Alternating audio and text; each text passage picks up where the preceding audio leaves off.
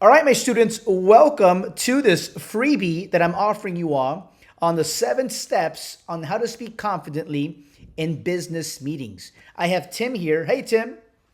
Hey, how you doing? Nice Great. to be here, Nice Daniel. to, nice to have you. So, Tim is a business English expert with 8 years of experience, and he's been helping students from all around the world to get jobs in other countries, the US, remotely, in Canada, to get better positions, become managers, to pass the job interview, and to speak English fluently and with confidence in meetings. He's helped 18 people in 3 months to pass the job At interview. least 18. At least 18. Yeah. And currently, he's a teacher in my course, DC Vocabulary of Business English, and he helps our students to speak English fluently and with confidence at work.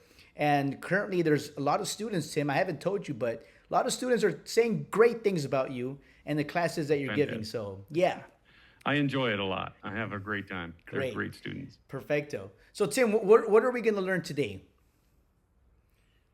Well, we're going to talk a little bit about, you did in the introduction, talking about why it's so important to speak up at a meeting or how you can speak well at a meeting, and how it can help you with getting promotions and how it can help you become better at your job. That's what we want. That's what we're going to cover today. Beautiful. All right. So, I have a few questions for you. Tim is going to All right. share his Let me screen. share my screen with you, Great. and that way everybody can see what we're talking about, exactly what we're talking about, and how they can benefit from each of these points that we're going to discuss. Yeah.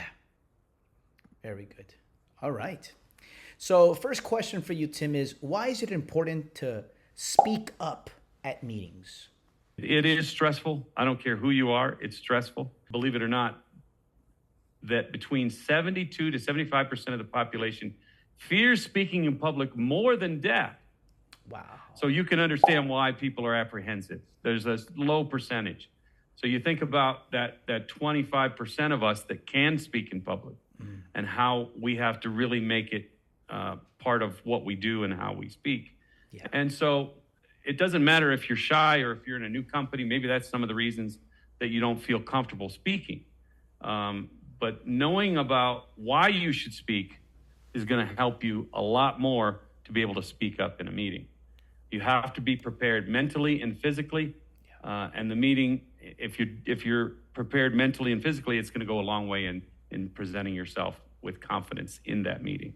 I love that. I love that. And so you've had students before who you've taught who have been nervous before, but then thanks Oh, to yeah. you and your methods, they now speak English confidently at meetings, correct? Yes, it helps a lot. I don't care who you are, you're going to be nervous. We'll talk about that at the end. I want to discuss that a little bit at the end about being nervous. But it is something that we all have to overcome, no matter who we are, being nervous and a lot of that has to do with what we know. Knowing more is going to help us. All right. And the second question is what mentality will help English students to feel confident in meetings? Knowing why it's important will give you the motivation you need to learn to do things more effectively, to have a better effect at the meeting. It's important to know that you are valuable. You have to understand if they invite you to the meeting, that's because they think you have value. You have something to say. You've been with the company, I don't know how long, but it doesn't matter. If they invite you to the meeting, they want to hear your input. So they value what you have to say. They think you have some input.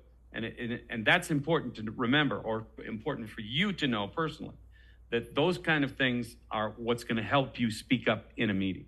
Yeah. If you know some of the things, especially if it's your department, or if you're in that particular department and they chose you to speak for the department, then that's a value. It's going to help you a lot because it's going to help you to become more outgoing with what you have to say. Yeah, absolutely. And the other thing that's important, if you notice, I highlighted it, they consider your ability to speak English as good enough to participate in the meeting and share your thoughts.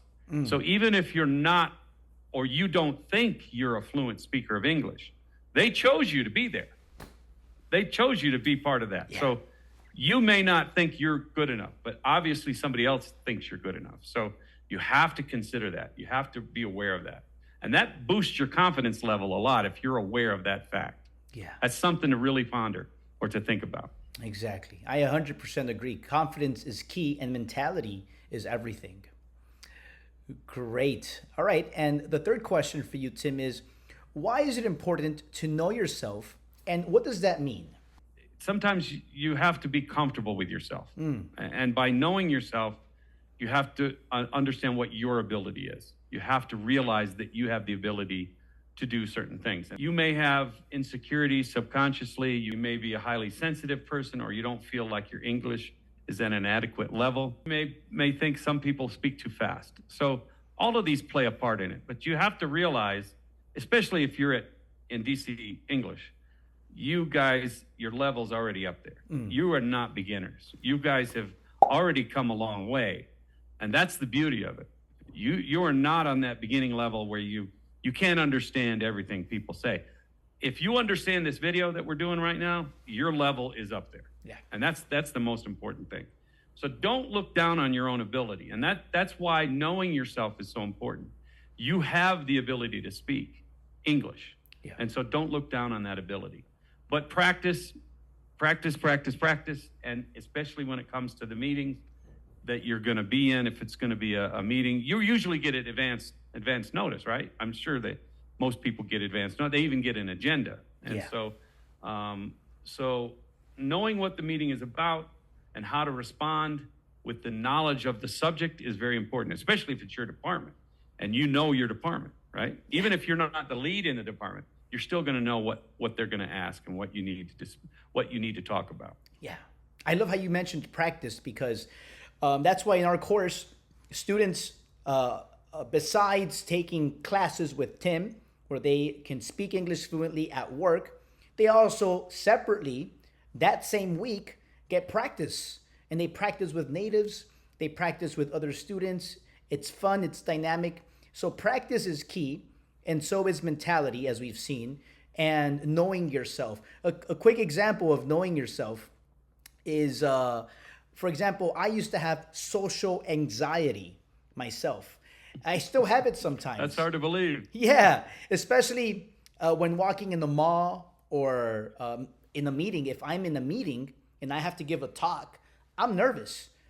And the main things that go through my mind are they're going to judge me.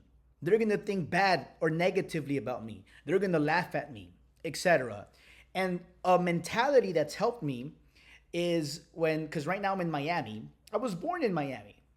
And so what I think to myself when I'm walking in the mall or down the street to the grocery store is, wait a second, I'm in my house. Like, this is my city, so to speak. Why am I going to be afraid of all these tourists? Because most people in Miami weren't born there or are tourists. They're visiting. So I just look at them and I think, these are lovely people, beautiful people, but they're in my house. And I'm not going to feel anxious in my house. That's awesome. So in meetings, the students can think the same thing. That's your house. You're there for a reason.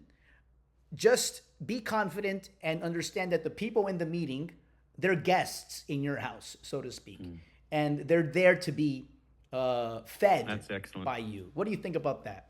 I think that's great. Yeah. That's being very optimistic. Yeah. And it's awesome. It's very good strategy. Great. Excellent strategy. All right, man. So fourth question for you, Tim, is what steps can English learners take before a meeting to prepare themselves mentally? So this is a great question. Obviously, you know where the meeting is going to be held somewhere in your company, or even if it's remotely. Just get there early. Be early. And that's going to help you to reduce those jitters you might have before the meeting. And if you get there with plenty of time, there's going to be people that are there early. Maybe there's hors d'oeuvres, maybe there's snacks or whatever. You can go around and talk and engage in conversation with the people that are already there. If you get to know them or get to talk to them a little bit, it's great because it's breaking the ice. Now you know the people that you're going to be speaking with. Because in reality, you're not speaking at people in a meeting, you're speaking with people. And so that's a really great way. Connecting with the people ahead of time can get you a better understanding of maybe their goals, what they're trying to do, or the context of the meeting. And that's really part of it. That's part of what you want to do. Yeah. Because if you can get there a half hour early, it's not like an interview where you got to be there right on time. You need to be there early in a meeting so that you're able to interact with the people, maybe even get to know the host, find out what, even though you have the agenda on paper, talk to them, get to know them, see what maybe you can get some pointers on what they're going to have for input. It's very important to do that. And this all goes to if it's an online meeting. If it's on Zoom or other platforms, it doesn't matter. You can get there early and say, hey, hi, how you doing? I'm Tim. I'm Daniel. We're here. Hey, where are you guys from? Just get to know them. Just get to know them. And that is really a great way to interact when it comes to those meetings. Thank you for those tips. Or I love the word pointers. I usually say tips, but I think pointers is more professional, more business-like. So great. All right. And fifth question for you, Tim, is when should English learners contribute their thoughts in the meeting, beginning, middle, or end? It all has to do with preparation. I don't care if it's an interview, if it's a meeting, whatever it is, preparation is key. It means knowing what you want to share. So if you're already prepared, like I've talked about, you're going to get that agenda. You're going to get an email with that, with all the points that they want to discuss, the time frame in which they want to discuss it, and when you are probably going to speak, if you are going to speak. If you're just there to give input, which is what they want you there for, obviously they invited you. Yeah. It's always good to be prepared anyway. See what everybody else is going to talk about. You're going to know the company, you know what this company's about, and your talking points already in order. You got to have it in order. And practice. You have to do that again. It says here, practice what you're going to say in front of the mirror. And that's okay. Maybe you have a partner in the house.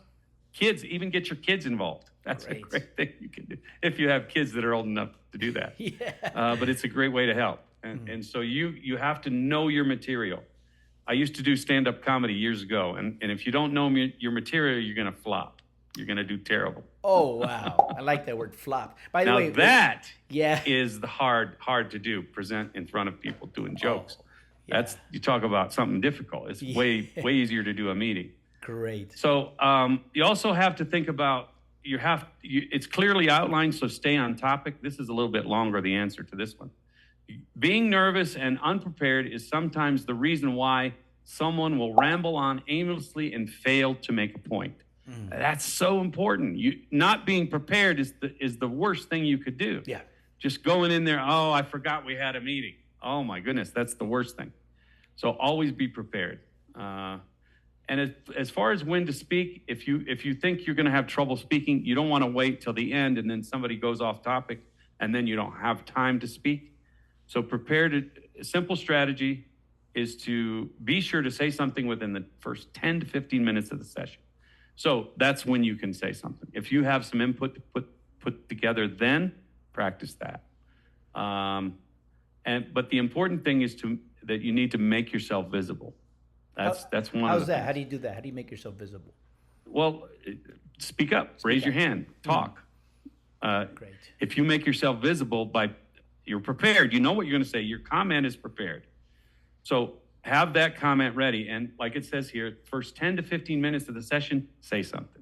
Yes, I thought it was going to be this or anything that has to do. And one of the things this talks about is you can even back up somebody else's point. You can say, yeah, that's a really good point that she made or he made. Yeah. But I think we should go one step further, something like that. So you can go off of somebody else's comment. Don't think that if they commented, you can't build on that.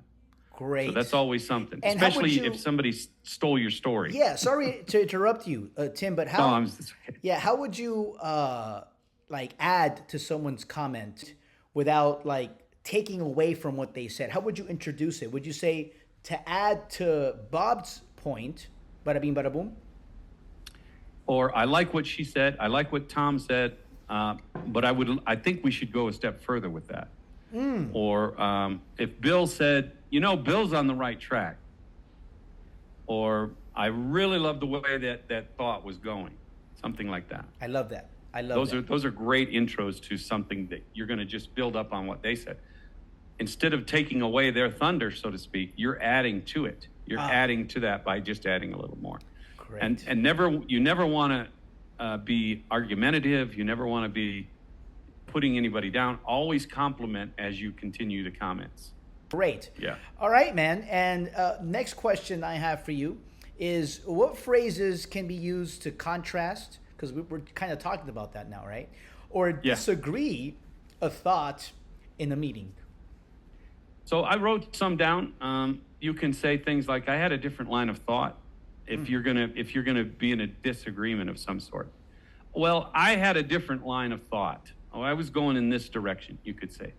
Another one is, what if we looked at this from another angle? I was researching a different approach. Yeah. My viewpoint was in a different direction. I love it. Can we get some different ideas on the subject? Mine was this. Oh, got it. Got it. So it's like I asking would love first. to hear if anybody had thoughts of an alternative plan. Perfect. Well, nothing is set in stone as of yet, so we could look at this angle or Yeah. something like that, you know. I love it. I'm not quite sure how this is going to work. Could you explain it to me? So if you want like someone Those to are all clarify great something. ways to do that. I love it. Great, man. I love these. And I like that you used well in the first one. Well, I had a thought. So students, the word well, it can be a softener before you want Yes, to definitely. contrast something. So it's like a nice pillow before the impact. Yeah. All right. Very good. Nice pillow. Yeah. Yeah.